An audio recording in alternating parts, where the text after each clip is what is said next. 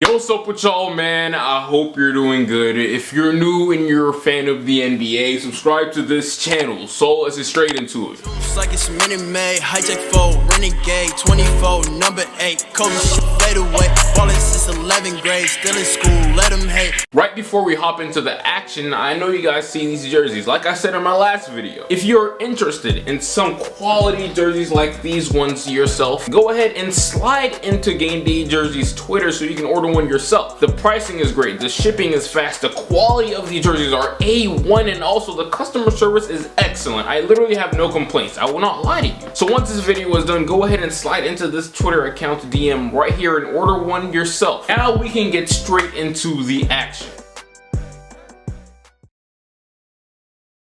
Being a star in the NBA is one of the toughest tasks in the world. While one is focusing on the development of their game, day by day, week by week, and offseason after offseason, to not only become the best they can be, but to also propel their team and organization to the top. But as players though, they're limited, and it can only do so much to lift their city. Their only hope are their teammates, the people that they go to battle with day in and out. But even those people can only do so much, and that is why it is management's job to take care of that issue, so that certain player can escape the poverty and mediocre situation they've been entrenched in. Sometimes though, even management themselves are incapable of doing so, and some can continuously make costly move after costly move after costly move. This is why players, star players in particular, like to take their future into their own hands and make moves happen themselves. Now some may disagree and even shun the thought of it, but only the realest of the real can truly understand. LeBron James, PG-13, and soon to be AD did and will do what they have to do in order to put themselves in the right situation with the right people. And soon it's gonna be Kemba's turn to take this matter into his own hands as well. But first, let's figure out how it even got to this point in the first place.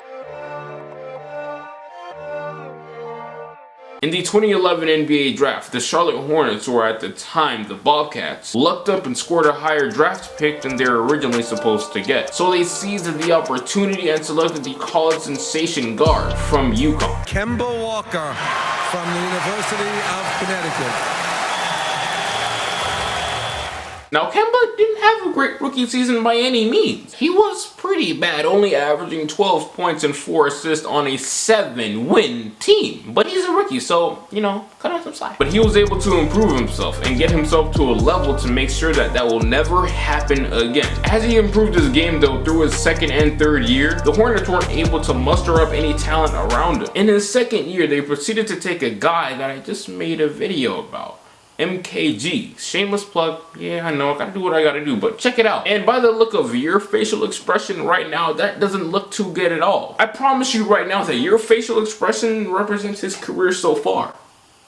Man, they took Michael Kidd-Gilchrist over guys like Bradley Beal, Harrison Barnes, Andre Drummond, guys that could have very well changed the narrative that has polluted Kemba's career. They continued to struggle, and that struggle led them to land the 4th overall pick in the 2013 NBA draft. Now, the 2013 draft was almost a train wreck. Almost everyone missed horribly with their picks, and only a very select few made the right choice. So as we all know, those busters in Charlotte were set to select Cody Zeller with the 4th overall pick, who pretty much turned out to be just a he's not trash, okay? He's not good either. He's a rotational big man. Luckily for them though, that same summer in 2013, a star big man wanted to be a part of this organization, and that was something pretty shocking, considering the history most small market teams have behind them. One of the very few moves that front office has made. Now, just a quick side note, okay? If these people knew that they were gonna be targeting Al Jefferson, then my boy, what was the point of drafting Cody Zeller? If they knew that they were gonna be for real about going all in on Al Jefferson, then maybe they would have selected a guy like KCP or even CJ McCollum. Instead though, they go ahead and decide to select Cody Zeller. That's a big if though, and that if could have changed maybe not a whole lot, but it would have made a big difference in Kemba's career. But that if at the same time is pretty pointless to discuss. They signed a 29-year-old Al Jefferson who just got off of a season averaging 18 and 9. with the Jazz. The Hornets were able to make the playoffs with him and Kemba dominating, giving them a really nice 1-2 punch. But right before the new age of basketball was birthed, the Hornets were able to birth something of their own, and that was a playoff appearance. Only their 9th in 27 years up to that point. They were certainly headed in a better direction, but the timing of their success was just off.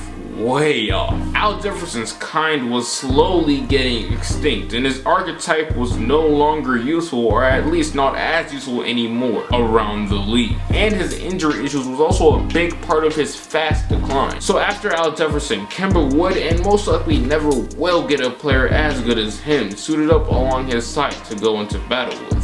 Why? Well, of course, I'll tell you why. If we backtrack a little bit, in the years 2015 and 16, not too many people talk about this nor realize this at all. And honestly, if I wanted to, I can make this segment right here that I'm about to talk about into an entire video alone. Back in 2015, the Boston Celtics were head over heels over that man in Miami, Justice Winslow. For good reason too though. They thought that this man was going to be the NBA's next superstar. Obviously now that we look at it in hindsight, they are wrong. Very wrong, and it probably will never happen. Don't get me wrong, Justice Winslow was a really nice, useful player, and he would be great on any team around the league, but bro, we're talking superstar? No!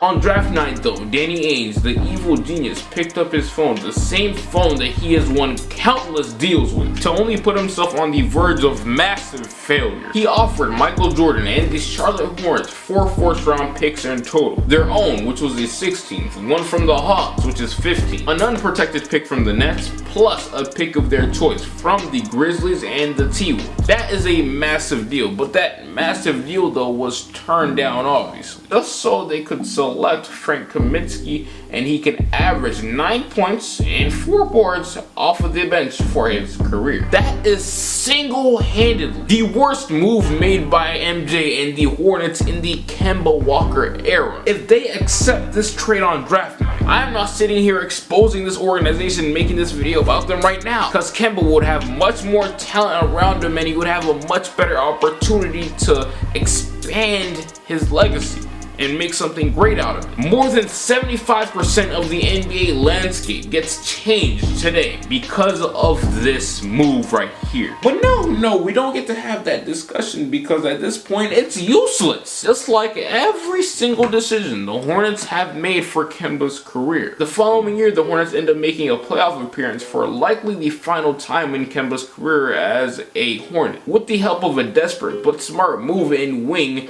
Nicholas Batum. And in exchange, they only had to give up Egghead Henderson and Noah Vonleh, who they selected with the 9th pick of the 2014 NBA draft, by the way. Great move that will come back to bite them in just a few months later. Now, back in 2016, the cap space was boosted, and everyone had bags to throw, but just needed players to receive them. 2016 was pretty much a gold mine for all the mid-role players around the league. Anyways, in those back-to-back years, they screwed themselves the most. In 2015, with all the assets that they could have attained, that would have gave them so many options and they would have became a flexible team. Instead of that though, they basically put themselves in handcuffs, restraining themselves from making any big moves basically.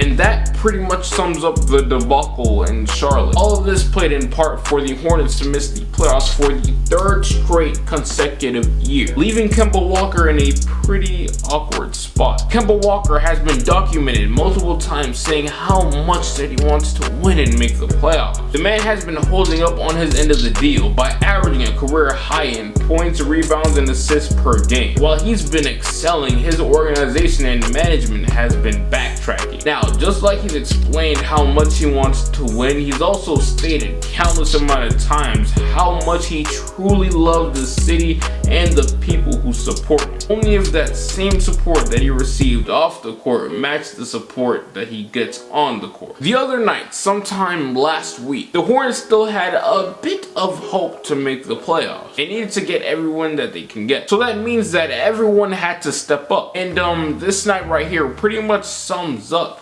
Kemba Walker's career in Charlotte. He scored 47 points only to lose and have the rest of his starters combined score 6 points. If this was any other star in the league, a LeBron or a D-Book or someone of that nature, hell would have broken loose. Thankfully though, Kemba finally has a chance to escape hell in Charlotte and be a part of a winning organization. And if you ask me, I certainly do feel like he will. Now, as we all know, he can't get paid more in Charlotte, okay? Everyone's aware of that. But there's been countless amount of times where we've seen superstars or stars pass up that money just to put themselves in a much better situation that's healthy for them and their career. Michael Jordan may be the greatest to ever do it on the court of all time, but off of the court, he is the polar opposite, complete garbage. 7 years of opportunity for Kemba Walker has just disintegrated in Charlotte. And if Kemba Walker leaves this year, most of the fault will be placed on Michael